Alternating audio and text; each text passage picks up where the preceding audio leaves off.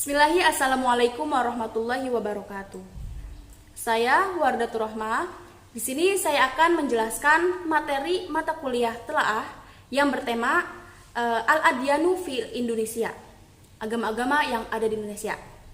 Dan pada tema ini akan mencakup materi tentang adyan tentunya, yaitu agama-agama, ma'abid, tempat-tempat peribadahan atau peribadatan, lalu tasamuh, toleransi.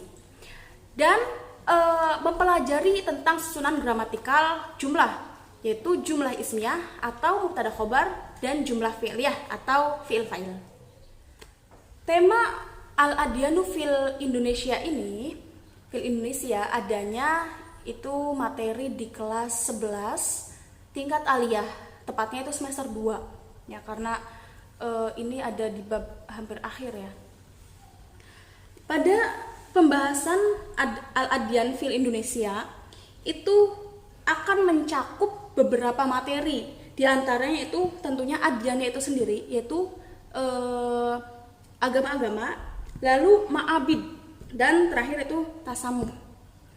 Dan pada materi Al-Adyan fil Indonesia di sini juga akan membahas susunan gramatikalnya itu jumlah ismiyah atau yang biasa disebut itu mubtada khobar, serta jumlah fi'liyah atau fi'il fa'il.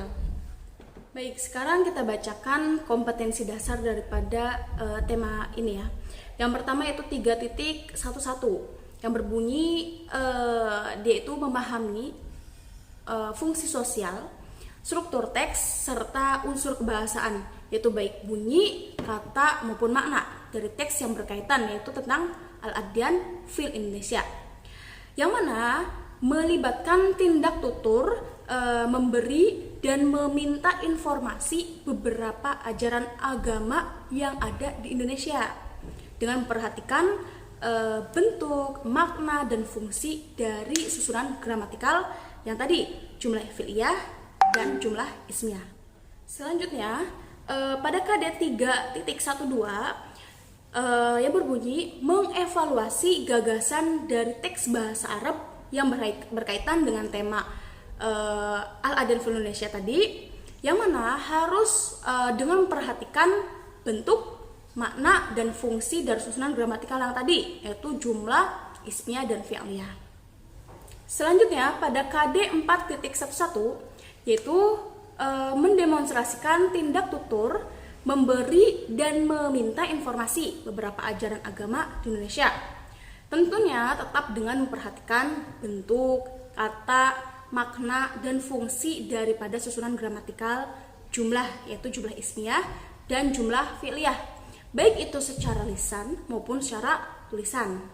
KD terakhir yaitu 4.12 yang mana menyajikan hasil evaluasi dari gagasan teks bahasa Arab yang berkaitan dengan tema tadi, yaitu Al-Adyan fil Indonesia. Tentunya tetap dengan memperhatikan bentuk, makna, dan fungsi dari susunan gramatikal, baik secara lisan maupun secara tulisan. Baik, di sini saya sudah merangkum atau mengkonsepkan daripada materi di tema Al-Adyan fil Indonesia dari segi KD atau KI gitu ya, yang mencakup. Yaitu jadi muatan materinya di sini ada dua, dari tindak tutur dan susunan gramatikalnya. Baik, dari tindak tuturnya yaitu memberi dan meminta informasi tentang ajaran agama yang ada di Indonesia. Lalu susunan gramatikalnya itu tentang jumlah, baik jumlah ismiyah, mubtada khobar, dan jumlah fi'liyah atau fi'il fa'il.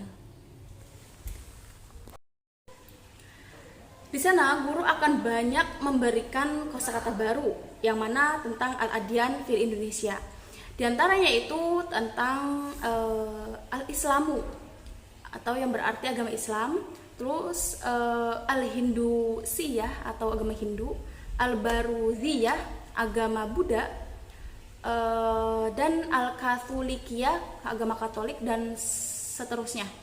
Lalu tentang atasamuh atau toleransi dan ma'abid atau tempat-tempat beribadah, yaitu seperti masjid dan sebagainya. Seorang guru dapat membagi siswa yang dalam kelas itu menjadi beberapa kelompok, yaitu disesuaikan dengan agama-agama yang ada di Indonesia.